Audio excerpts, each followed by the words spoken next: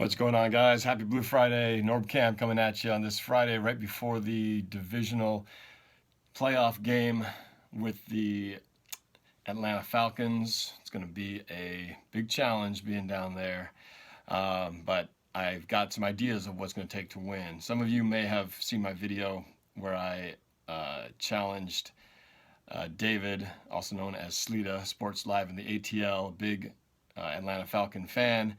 We got a little bet going on where the losers got to paint their face in the other team's colors and also send a mini helmet of their team to the other person as sort of like a trophy of their victory. So anyway, so I got more on the line besides just wanting my team to win. So hopefully the Seahawks can pull this thing off. And here's what they got to do, I think, to do it.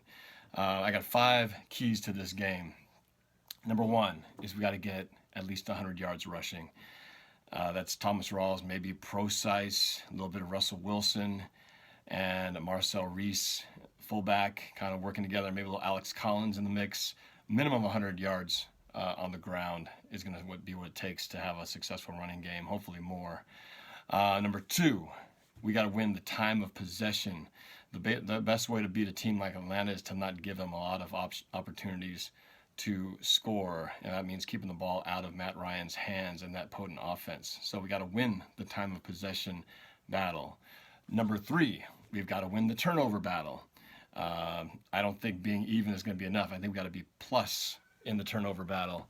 That means we got to get the takeaway somewhere, interception, a fumble, something to turn the game to our favor. So we got to get that done. Number 4, pressure the quarterback. We've got to make Matt Ryan uncomfortable back there. We can't let him sit in the pocket and just survey the field and throw at will. We're going to have to disrupt things. Cliff Averill and Michael Bennett particularly, as well as, all those guys, Frank Clark, they got to get in there and just, even if they don't get sacks, they got to get their hands on them and make them just not feel comfortable and cozy. We got to make life miserable for Matt Ryan tomorrow. And number 5, we've got to limit the number of explosive plays. That means plays over 20 yards. Okay, so that means no deep balls, no runaway 75, 80-yard bomb plays. We've got to keep everything in front of us. Steve Terrell, filling in for the injured Earl Thomas, has got to keep his head on a swivel and make sure no one gets behind him. Keep things in front and minimize the damage. This team will get its yards. It will get its numbers. It will score points, but I think if we can minimize the damage, we'll be all right. So those are the 5 primary keys, I feel. If we can win those 5 things, we can walk out of there with a win. Now, here's an observation I was shocked to discover, but I had been wondering and talking to people. I was asking myself and others, when's the last time you remember the Seahawks actually scoring a touchdown on their first offensive possession? And I could not remember one. And I don't know if you guys can remember one. You got to kind of think and go, it's been a while, hasn't it? Well, I decided to look it up, because it goes with the whole Pete Carroll mantra, which I've been sort of questioning, that we need to sort of update that a little bit about, now, it's not how you start, it's how you finish. I contend a lot of it is how you start affects how you finish. And we are always traditionally under Pete Carroll a slow starting team.